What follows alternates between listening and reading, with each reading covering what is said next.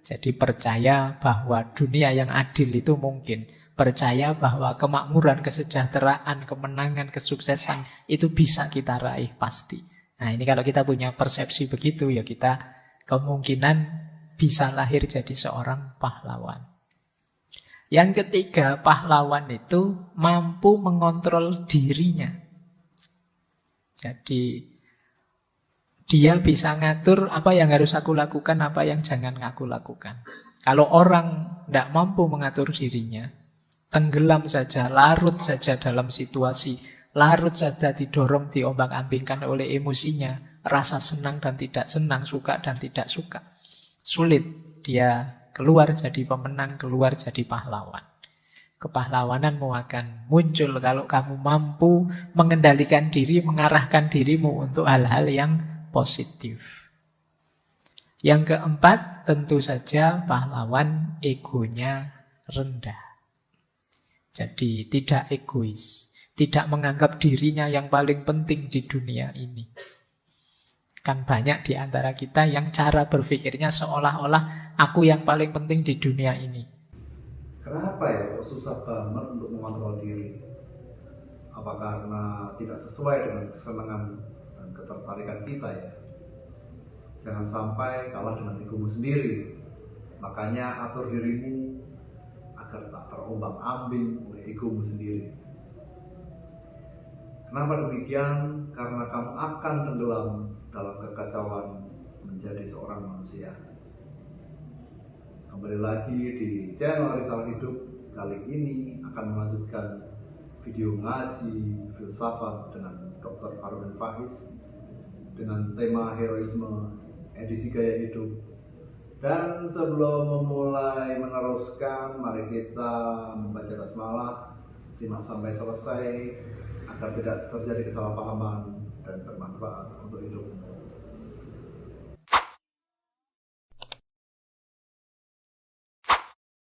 Ini sifat-sifat yang perlu dilatih oleh seorang pahlawan. Kalau tadi kan potensinya, kalau ini aktualisasinya. Apa yang harus kita aktualkan? Yang pertama, daya empatik kita. Semakin canggih kita berempati, semakin mudah kita jadi pahlawan. Empati itu memposisikan diri kita di posisi orang lain. Baik persepsi, pemahaman maupun perasaannya. Empati itu kalau aku jadi dia, mesti aku sesedih dia. Itu empati. Kalau aku jadi dia, bisa aku bayangkan betapa sakitnya hati ini. Itu empati namanya. Jadi hidup ini masih enak kita jalani bersama kalau ada rasa empatik. Semakin lenyap rasa empatik ini, semakin panas hawanya hidup ini. Kenapa sih belakangan rasanya kok mudah sekali kita konflik, mudah sekali hawa panas ini tersulut. Kita ngeritik orang sumbu pendek, kita sendiri sumbu kita sering pendek. Kenapa begitu? Daya empatik kita itu mungkin semakin kecil. Kita sulit memposisikan diri di posisi orang lain. Kita memanjakan ego kita. Kenapa kita begitu teganya membuli orang, maki-maki orang, menjatuhkan orang? Karena kita tidak mampu memposisikan diri seandainya aku yang dibuli, dicaci maki, dijatuhkan orang seperti itu, rasanya gimana ya? Kalau kita mampu begitu, mungkin kita akan berpikir 2-3 kali sebelum membuli orang, menyakiti orang. Nah, ini daya empati. Jadi empati kita harus kuat. Ya kayak gini misalnya. Kalau saya hanya mikir saya saja, saya ngomongnya cepet-cepet, dan selesai kamu paham apa enggak, peduli amat. Itu saya enggak empati padamu.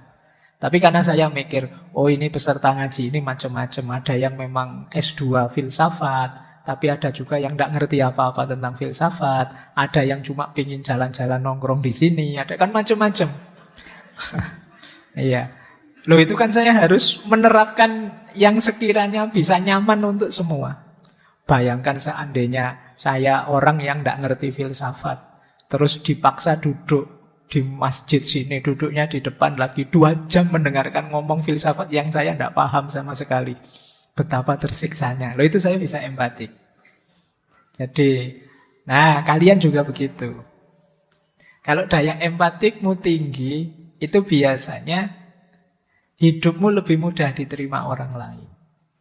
Karena kamu paham caramu memposisikan diri di hadapan orang lain. Jadi bertamu kok jam 11 malam, saya pernah itu 11-12 malam. Itu tamunya tidak sadar bahwa saya yuk bisa ngantuk. Jadi sudah dikode bolak-balik angop, ya dia dengan santainya ngobrol. Saya noleh ke arah jam itu, dia malah, iya Pak, sekarang itu banyak orang menyia-nyiakan waktu ya. Iya. Abot ini, tidak bisa dikode itu, bisanya diusir itu. Baik, yuk latihan ya, berempati. Jadi sebelum mengekspresikan apa yang engkau rasakan, coba engkau empatik. Engkau bayangkan kira-kira apa yang nanti dirasakan orang. Kalau ini saya ekspresikan. Jadi saya tahu dia salah. Sebelum saya tiba-tiba mengungkapkan menyalahkan dia, coba kalau aku di posisinya dia, seandainya saat ini tiba-tiba tak tuding kesalahannya, rasanya gimana ya? Nah, itu empatik namanya. Kemampuan kita memposisikan diri di posisi orang lain. Para pahlawan dulu yang berkorban sampai mengorbankan nyawa untuk bangsa dan negara ini, pasti mereka tidak mikir dirinya. Mereka mungkin mempertimbangkan ini nanti anak-anakku, generasi selanjutnya, bangsa ini. Kalau dijajah terus kayak aku gini gimana ya? Sakit seperti ini, sengsara seperti ini. Wah kok ya tidak tega ya. Biarlah sekarang aku saja yang berjuang, biar mereka tidak kayak aku. Nah, ini daya empatik namanya. Jadi ini rumus pertama, karakternya seorang pahlawan. Yang kedua, pahlawan itu believe in a just world. Percaya bahwa keadilan itu bisa diwujudkan. Percaya bahwa yang melenceng bisa diluruskan. Percaya bahwa yang keliru bisa dibenarkan. Percaya bahwa kemenangan bisa diraih. Berarti pahlawan itu cara berpikirnya optimis, bukan pesimis. Jadi kalau ada yang bilang besok kira-kira tahun 2045 kita pasti jaya. Terus kita, dari mana jalannya Pak? Wong sekarang masih begini. Itu cara berpikir pesimis. Kalau kalian berpikir begitu ya tidak mungkin kalian jadi pahlawannya. Yang akan jadi pahlawan adalah yang semangat. Baik Pak, mari kita berjuang biar tahun 2000 sekian itu kita benar-benar maju. Nah, ini optimis. Tapi dengan cara berpikir pesimis kita tidak akan berubah situasi kita. Dan kita tidak akan lahir jadi para pahlawan. Itu ciri kedua. Jadi percaya bahwa dunia yang adil itu mungkin. Percaya bahwa kemakmuran, kesejahteraan, kemenangan, kesuksesan itu bisa kita raih pasti. Nah ini kalau kita punya persepsi begitu ya kita kemungkinan bisa lahir jadi seorang pahlawan. Yang ketiga, pahlawan itu mampu mengontrol dirinya. Jadi dia bisa ngatur apa yang harus aku lakukan, apa yang jangan aku lakukan. Kalau orang tidak mampu mengatur dirinya, tenggelam saja, larut saja dalam situasi, larut saja didorong, diombang-ambingkan oleh emosinya, rasa senang dan tidak senang, suka dan tidak suka. Sulit dia keluar jadi pemenang, keluar jadi pahlawan. Kepahlawananmu akan muncul kalau kamu mampu mengendalikan diri, mengarahkan dirimu untuk hal-hal yang positif. Yang keempat, tentu saja pahlawan egonya rendah. Jadi tidak egois, tidak menganggap dirinya yang paling penting di dunia ini. Kan banyak di antara kita yang cara berpikirnya seolah-olah aku yang paling penting di dunia ini. Kalau aku ndak ada, bisa kacau balau dunia ini. Kalau aku ndak ada, wah orang kiri kananku mesti nyari semua. Saya itu orang penting kok misalnya. Nah ini orang egois. Jadi menganggap dirinya lah pusatnya dunia. Nah, kalau jalan itu menganggap semua orang lihat pada dia. Ada enggak yang merasa begitu? Jadi GR karepe dhewe. Wong enggak ada yang muji juga enggak ada yang tapi dia merasa wah, orang-orang mesti kagum padaku ini. Wah, orang-orang mesti ada. Kalau ada yang suka merasa begitu, bertobatlah. Oke, iya. Ya kalau kalian lewat di depan mereka, mereka lihat kamu, ya wajar saja wong ada yang lewat. Tapi ya ndak harus kamu kegeeran. Oh ini mesti kagum padaku ini, mesti ya ndak, cuma ada orang lewat dilihat saja kamu GR begitu. Jadi yuk latihan ya, meminimalkan ego. Jadi bukan berarti, Pak berarti saya ndak boleh berkeinginan, boleh. Tapi keinginan yang tidak selfish. Tidak hanya menganggap dirimu yang paling penting. Tidak peduli sama sekali dengan orang-orang yang ada di sekitarmu. Peduli amat, saya pengen nyetel musik kok malam hari ini lagi suntuk, terus kamu setel keras-keras. Terus dimarahi orang, terus kamu bilang, loh kok yang lain marah, wong ini komputer-komputer saya, laptop-laptop saya, musik-musik saya, listriknya juga saya yang bayar kok, wifi-nya juga wifi saya sendiri kok, yang lain usil. Nah, itu cirinya orang egois. Jadi yang dipikir dirinya sendiri. Ya pasti orang kayak gini ya tidak mungkin jadi pahlawan. Baik, kita lanjut. Nah, sekarang jenis perbuatan yang berkategori pahlawan itu 3. Jadi kalau tadi kan sosoknya, orangnya, sekarang tindakannya.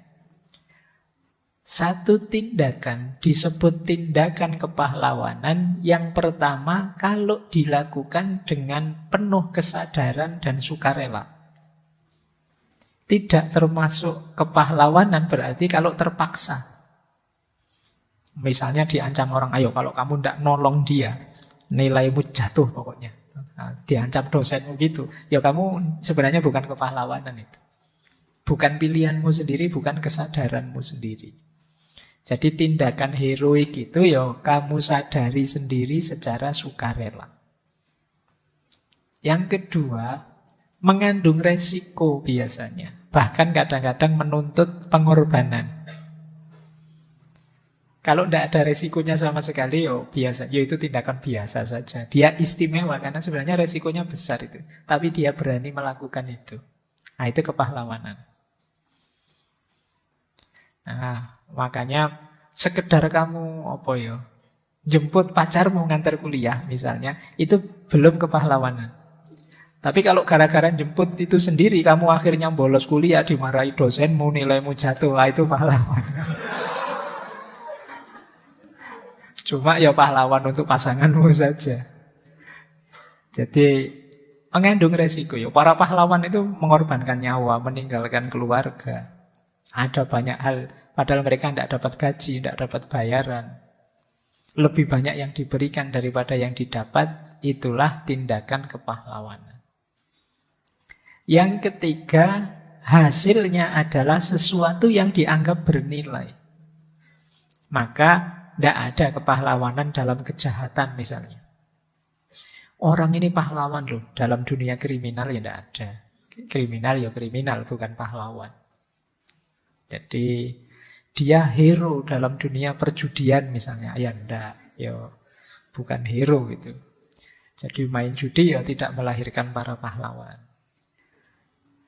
Baik, jadi ini mudahnya ya 3 ciri tindakan kepahlawanan. Sadar dan rela, meskipun resikonya besar dan memerlukan pengabdian, dan tujuannya adalah sesuatu yang bernilai. Inilah act of heroism. Baik, kita lanjut sekarang. Nah, sekarang mulai filsafatan. Kalau tadi pengertian-pengertian. Sekarang kita belajar jenis-jenisnya pahlawan, kategori-kategorinya pahlawan.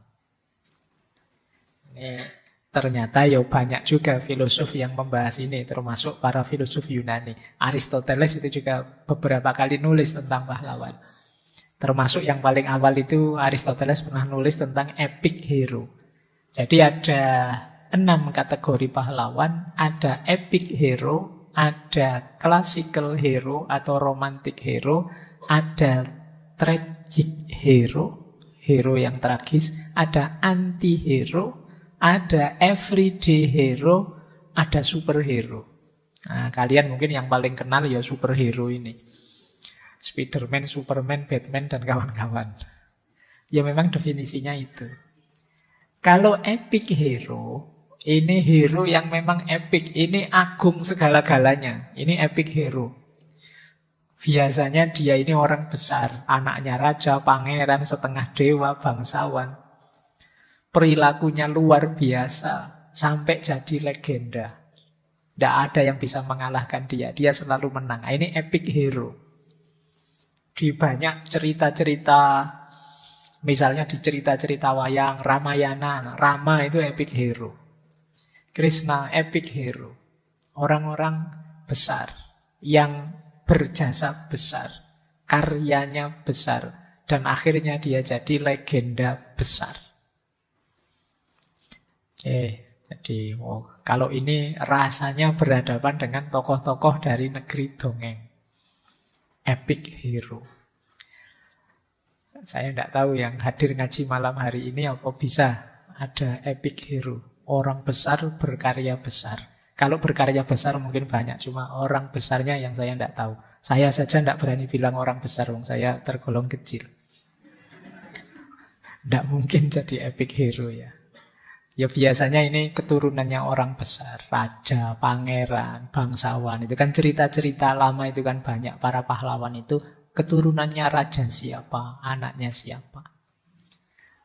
Mungkin kalau sekarang ya keturunannya tokoh siapa, anaknya ulama siapa, dan lain sebagainya. Ini mungkin yang punya potensi jadi epic hero. Nah yang kedua ada classical hero atau romantic hero. Nah kalau ini tidak sebesar epic hero tapi tetap luar biasa.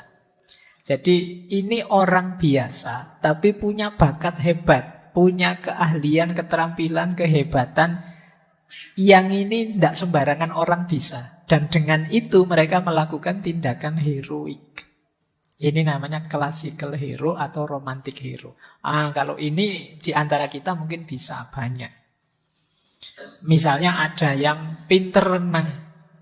Dengan kepandaiannya renang ini, kalau yang lain mungkin renangnya hanya pelan-pelan, dia bisa cepat sekali. Akhirnya dia bisa menyelamatkan orang tenggelam misalnya. Ini classical hero namanya, romantic hero.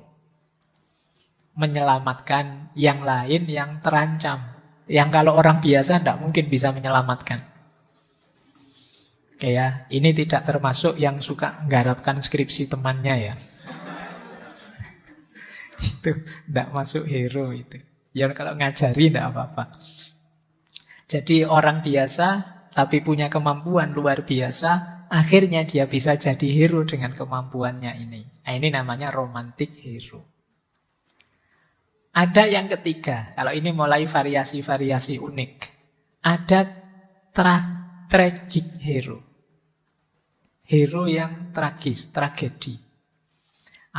Ini ya hero sih sebenarnya, orang dengan kemampuan luar biasa, mampu melakukan perbuatan-perbuatan heroik, tapi sad ending. Akhirnya tragis. Sudah berjuang sampai segitunya, tapi ya terus akhirnya meninggal, kalah misalnya. Ini tragis. Sudah dibelain sampai segitunya, tapi kok ya terus kalah. Itu tragis. Kamu sudah berjuang mati-matian bertahun-tahun, dikawin orang. Iya. Kamu jadi hero yang tragis itu namanya. Oke ya. Ya enggak apa-apa lah, meskipun tragis kan tapi hero. Kamu pahlawan. Ya. Jadi tragic hero itu potensinya hebat, tapi kalau di bukunya pakai istilah ditakdirkan untuk gagal. Ya sudah sih melakukan tindakan-tindakan heroik, tapi tetap tidak menang. Dia punya kelemahan yang terus membuat dia jatuh. Ini hero yang tragis. Oke, saya tidak tahu kamu pernah ngalami apa enggak. Yang sudah berjuang mati-matian malah, wah, kamu mati-matian bantu temenmu biar studinya cepat selesai, malah kamu yang kena DO. Ah, itu hero yang tragis kamu berarti. Baik, nah lanjut. Kalau yang ini menarik, anti-hero. Kalau anti-hero ini sebenarnya tidak bakat jadi hero. Kelakuannya ya wis kurang ajar, ya wis. Tapi kok ya mengalami situasi yang kemudian dia respon secara heroik. Nah, ini namanya anti-hero. Saya sebenarnya tidak pengen nolong, tapi kok ya situasinya mau tidak mau membuat aku harus nolong. Nah, ini namanya anti-hero. Atau kelakuannya sebenarnya jelek, tapi ya dia menolong orang, menyelamatkan orang dengan kejelekannya itu. Banyak kan ada cerita-cerita orang mencuri kemudian dibagi-bagi pada yang tidak mampu. Itu kan lewat jalan anti-hero. Sifat, karakter, kualitasnya itu sebenarnya kualitasnya penjahat ini, bukan pahlawan. Tapi justru dari situ dia mengalami pembalikan atau dihadapkan pada situasi yang kemudian berbalik, dia jadi hero. Nah, ini namanya anti-hero. Nah, jadi anti-hero itu bukan kok terus tidak mau jadi pahlawan, tapi dia harusnya tidak pantas jadi pahlawan. Tapi situasi menyeret dia untuk jadi pahlawan. Nah, ini namanya anti-hero. Kan banyak itu film-film cerita-cerita yang kayak gini kan. Awalnya jadi penjahatnya, terus belakangan malah jadi jagoannya. Karena terpaksa oleh situasi. Baik, kemudian ada lagi, kalau ini lebih biasa lagi, namanya everyday hero. Kalau ini orang biasa, ya tidak punya kemampuan hebat apapun. Kalau romantic hero tadi kan masih punya kemampuan hebat. Kalau ini seperti kita lah. Tapi terus terseret dalam situasi yang membuat kita melakukan tindakan heroik. Nah, ini namanya everyday hero. Jadi pahlawan yang sehari-hari saja, biasa saja. Kalau disuruh melakukan tindakan luar biasa, tidak bisa. Keterampilan luar biasa tidak mampu. Tapi situasi menyeret dia untuk jadi pahlawan, untuk berjuang. Ya wis akhirnya ya berjuang melakukan tindakan heroik semampu dia. Kayak misalnya 10 November 45 itu kan banyak sekali yang terjun ke medan perang tanpa mungkin pernah dilatih perang-perangan, tanpa punya keahlian militer apapun, akhirnya bambu runcing saja diambil dan lain sebagainya. Ini tipe everyday hero. Situasi yang memaksa ya mau tidak mau kita harus berjuang sekarang. Itu everyday hero. Nah, yang terakhir ada superhero. Kalau ini saya tidak perlu jelaskan ya. Kebalikannya everyday hero. Dia punya kemampuan luar biasa. Yo, termasuk ada yang bisa terbang, bisa ngilang, bisa punya keris petir misalnya, atau bisa ya. Oke ya, itu jenis superhero itu. Oke. Baik, ini kategori pahlawan. Nah, kalau kalian nanti misalnya ingin nulis tentang pahlawan dan kepahlawanan atau mengkaji pahlawan tertentu, boleh dianalisis pakai teori ini. Ini pahlawan yang saya bahas ini jenisnya epic hero, atau classical hero, atau tragic hero, atau anti-hero, atau everyday hero, atau superhero. Nih, kalian nanti mulai punya kacamata sekarang untuk mengklasifikasi para pahlawan. Baik, saya lanjut. Ini lebih dalam lagi analisisnya tentang jenis-jenis pahlawan. 6 Archetypes of Hero. Ini saya ambil dari bukunya Carl Person, The Hero Within. Jadi ini pola dasar seorang pahlawan. Nanti kalian bisa mencermati dirimu ya. Kalian itu tipe pahlawan yang bagaimana? Seandainya kalian itu pahlawan. Perjuanganmu dalam rangka apa? Ada model pertama, archetype. Archetype itu pola dasarnya, blueprintnya kepahlawanan. Yang pertama namanya model yatim piatu, orphan. Nah, model yatim piatu itu biasanya world view-nya, cara dia memandang hidup ini adalah penderitaan. Maka tindakan kepahlawanannya itu mengatasi penderitaan, mengatasi kesulitan. Jadi kalau kalian menganggap hidup ini serba susah, wah di sini masalah, di sana masalah, ada problem ini, problem itu, wah ini perlu dilawan, ini perlu. Nah ini dengan sudut pandang semacam itu, tindakan kepahlawanan yang mungkin lahir adalah mengatasi masalah, mengatasi kesulitan. Nah, pahlawan semacam ini namanya model yatim piatu. Saya tidak tahu kenapa person pakai analogi yatim piatu. Mungkin karena anak yatim piatu itu sejak kecil kan sengsara. Saya tidak tahu beliau orang mana. Mungkin pernah nonton film Ratapan Anak Tiri itu, yang sejak kecil susah, terus ditinggal mati orang tuanya, dibully ibunya yang baru dan lain sebagainya. Hidupnya susah. Berarti kepahlawanan itu apa? Bebas dari penderitaan ini loh. Jadi kalau perjuangan kepahlawananmu isinya adalah pembebasan dari penderitaan, nah, kamu pahlawan tipe yatim piatu. Nanti ada jenis kedua, mode pengembara, wanderer. Pahlawan tipe pengembara itu yang melihat hidup ini adalah petualangan. Jadi hidup ini isinya bertualang. Nah, kepahlawanan orang yang bertualang ini hasilnya apa? Menemukan jati diri. Jadi menemukan hakikat diri. Semakin luas perjalanan petualangannya, dia akan semakin dalam mengenali dirinya. Nah, ini tipe kepahlawanan jenis kedua. Coba kalian renungi ya dirimu itu, kamu memandang dunia ini kayak gimana sih? Kalau ternyata Pak, dunia ini ya tempatnya kita bertualang, mencari pengalaman sebanyak mungkin, meluaskan wawasan seluas mungkin, berarti kamu pahlawan tipe wanderer, tipe pengembara. Biasanya perjuangannya tipe pengembara itu menemukan jati diri. Nah, kayak cerita-cerita itu loh, pahlawan kalau sudah berangkat mengembara itu kan biasanya mencari jati diri. Jadi mencari dirinya sendiri. Sampai dia paham, ternyata aku itu orang yang kayak gini. Jadi pengalaman luas, wawasan luas itu ujungnya untuk menemukan dirinya sendiri. Nah ini berarti kalian tipe wanderer, tipe pengembara.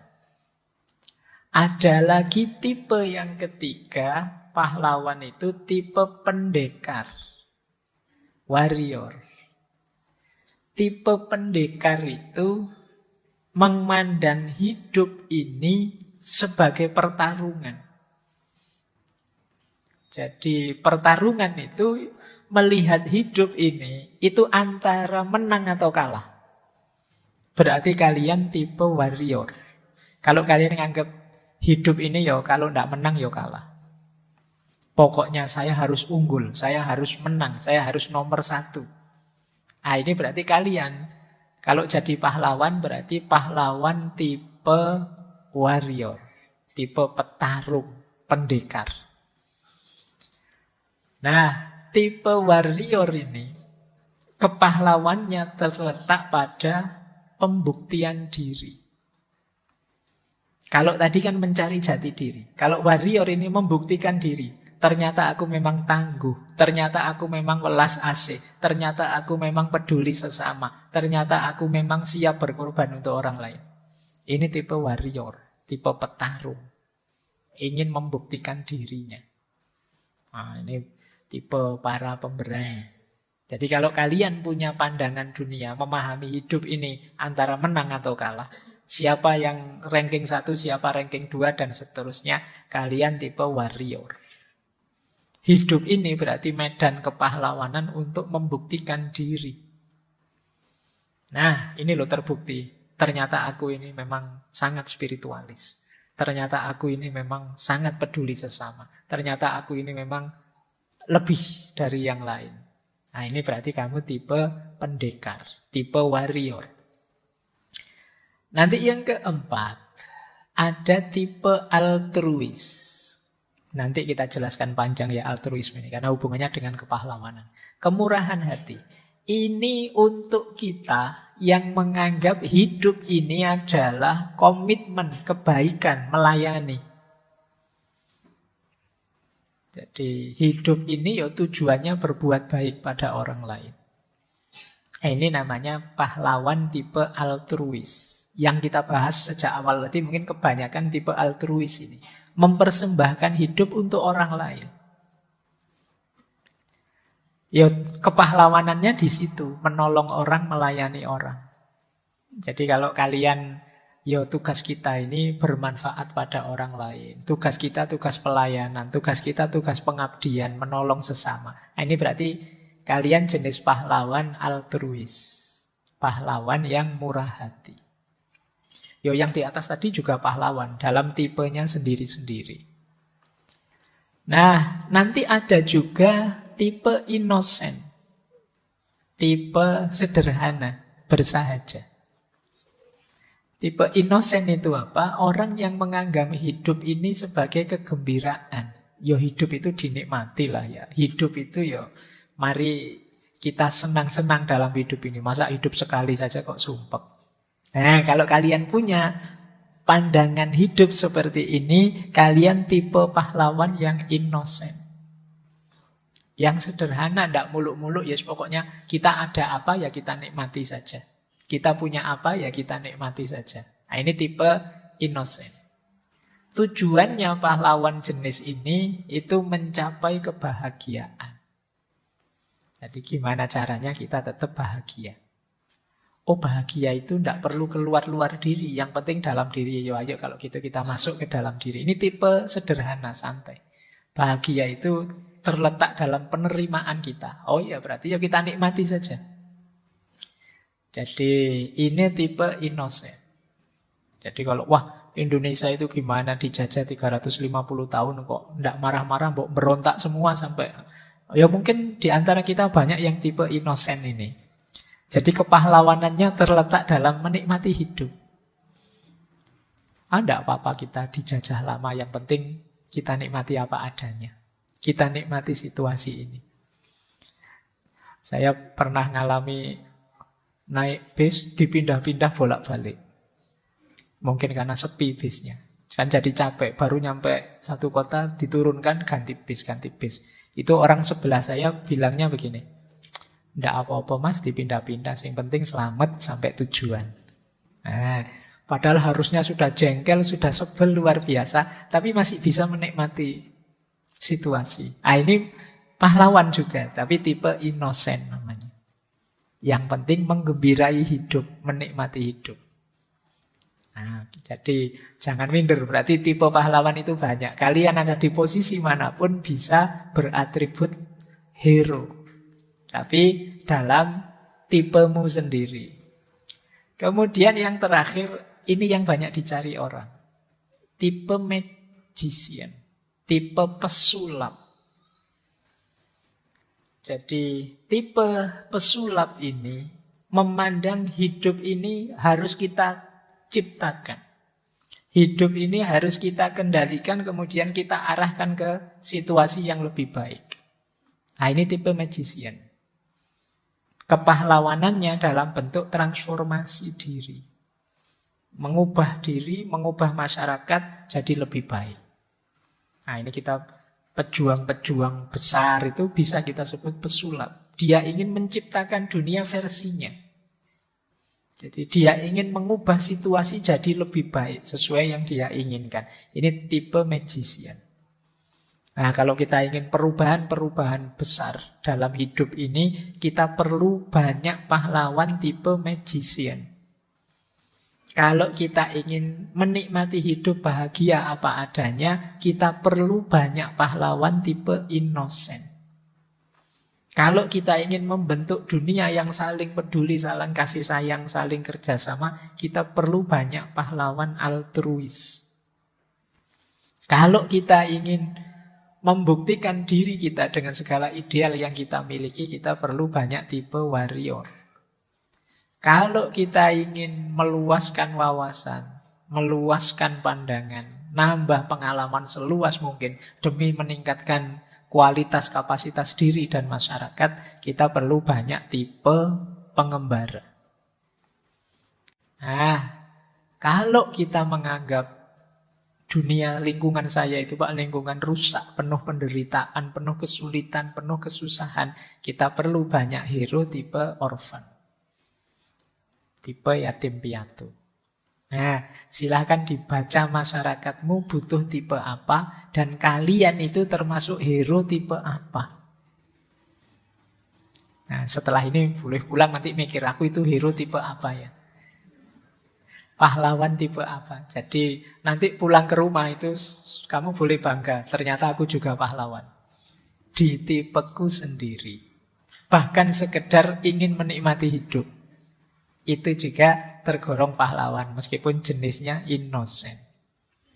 Ini namanya 6 archetypes of hero. Jadi pahlawan, blueprintnya pahlawan yang ada dalam dirimu. Kamu itu hero tipe apa? Semua orang adalah pahlawan di level dan gayanya sendiri-sendiri. Ini kalau pakai teori ini. Syukur-syukur kamu punya beberapa archetype dalam dirimu. Kalau dibutuhkan Pak, saya bisa altruis, tapi pada saatnya saya bisa magician. Dan sekali-sekali ya bisalah kalau saya dituntut membuktikan diri ala warrior. Saya pun masih semangat jalan kemana-mana seperti wanderer. Termasuk kalau ada masalah, ada kesulitan, saya berani turun untuk mengatasinya. Oh, kamu pahlawan tipe lengkap. 6-6-nya ada. Itu kan luar biasa, lumayan. Baik, jadi ini pola dasarnya. Kalau ini tadi kategori-kategorinya. Namanya archetypes of hero. Ya paling tidak sekarang kita dapat wawasan baru.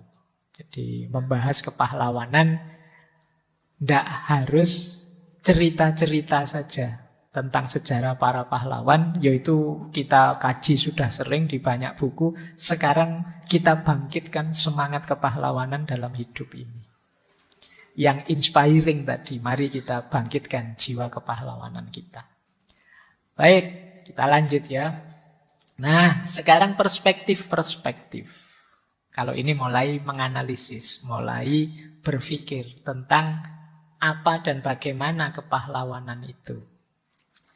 Perspektif pertama, pahlawan itu termasuk jenis perilaku prososial. Karena nanti ada kebalikannya, antisosial.